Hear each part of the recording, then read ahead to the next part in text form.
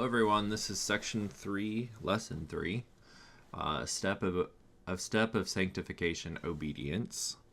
Today in the lesson, we're talking about obeying God and that being an essential part of our sanctification process, becoming more and more like Jesus through obedience.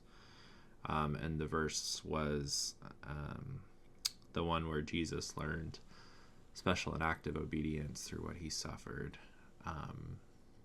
And I think along my journey, there's been a lot of times where God has asked me to do things that have been radical and crazy in the sight of everyone else, and including myself.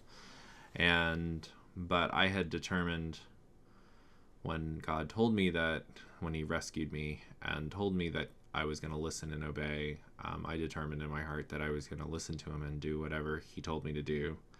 And so I wasn't always perfect at obeying what he asked me to do, but I did my best to do what he asked. And it was really a refining process for me, because he was breaking down my pride and he was breaking my self-reliance and my independence. And he was pruning me for sure, removing things that were not godly by my obedience to him.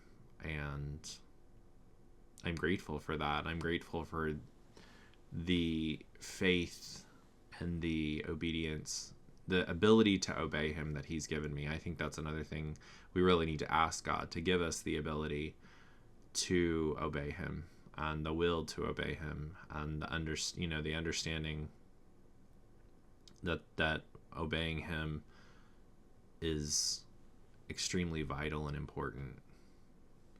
So that's obedience today. It's a part of sanctification, and it's a vital part of sanctification, that if we want to be sanctified and become more like Christ and more able to be used by God to do his will on the earth, then we need to be obedient as much as possible and pray for God to help us to obey him in all things. So have a good day.